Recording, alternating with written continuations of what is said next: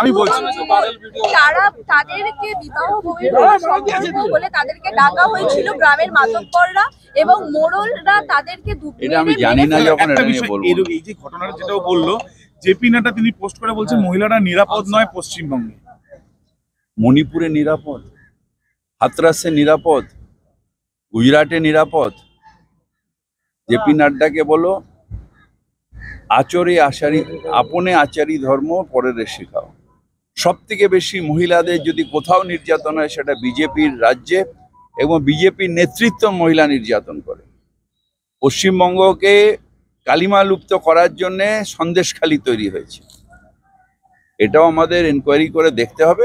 দেখুন, পশ্চিমবঙ্গে এটা কোনো ডাউট নেই, মমতা ব্যানার্জির প্রশাসনে যদি কেউ অন্যায় করে দৃষ্টান্তমূলক শাস্তি। আমি গুজরাটের মতন ওই বিলকিস বানো কেসে নিয়ে এসে বলতে পারি না যে এরা বিজেপির সদস্য বা কোনো এরা ভালো বলে তাদের মালা দিয়ে এখানে বার করা হয় না। ক্রিমিনাল মমতা বন্দ্যোপাধ্যায় কঠোর হাতে সেই সব ক্রিমিনালকে মোকাবিলা করবে। আইন নিজের হাতে নিলে আইনের মতন চলবে। এটা গুজরাট নয়, বিজেপি শাসিত নয় যে তাদের মালা পরানো হবে।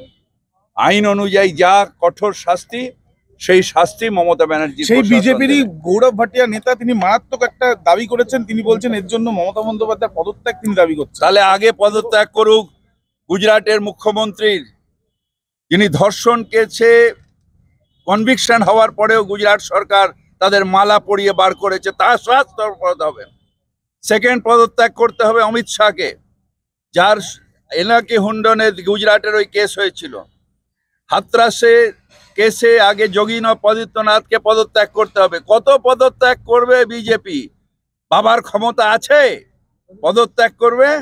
মমতা বন্দ্যোপাধ্যায় অন্যায় সহ্য করেন না, অন্যায় করেন না। যখনই আসে কঠোর হাতে প্রশাসনকে কাজ করতে বলেন।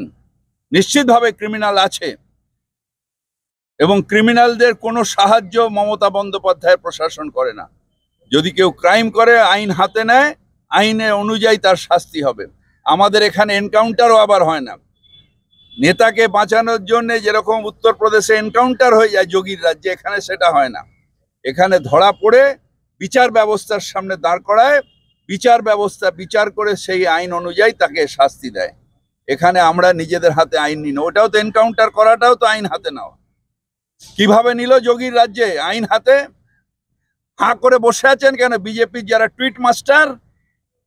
গৌরব ভাটিয়া আরো বলছেন যে বাংলায় তালিবান রাজ চলছে। আরে গৌরব ভাটিয়াকে বলুন আগে দেখতে, যেখানে এনকাউন্টার হয় ওদের দেশে, যেখানে ধর্ষণ হয়।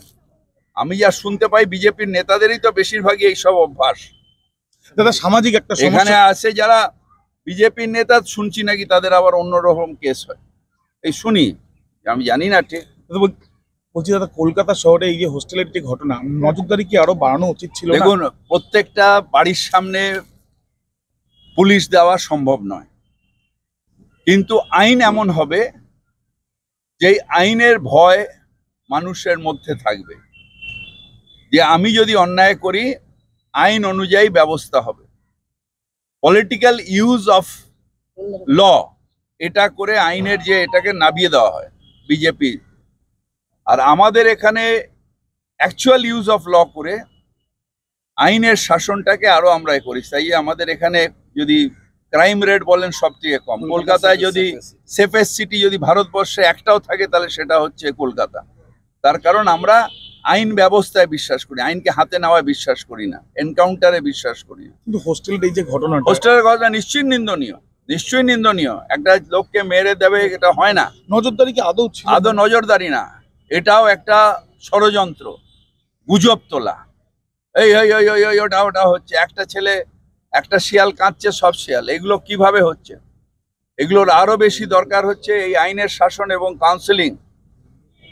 একটা ডাইনি সন্দেহ একজনকে পিটিয়ে দিচ্ছে, চোর সন্দেহ একজনকে পিটিয়ে দিচ্ছে। এগুলো সামাজিক ভাবে এদের আরো কাউন্সেলিং দরকার। আর সেকেন্ড হচ্ছে আইনের শাসন এমন হবে যে আইন একটা দণ্ড দিলে হাজার হাজার লাখ লাখ লোক দেখে দেবে, না এটা যদি আমি হাতে নিই তাহলে আমার এই দণ্ড। সেটা বাংলায় হচ্ছে। আমরা তো ওই কামধনির যারা কনভিক্টেড তাদের তো আমরা মালা পরাবো না, তারা কনভিক্টেড জেলের মধ্যেই থাকবে। দাদা পুরসভা তো সমানে কাজ করে যাচ্ছে সার্ভিস রোড ফুটপাতের জন্য, সেখানে পুলিশকে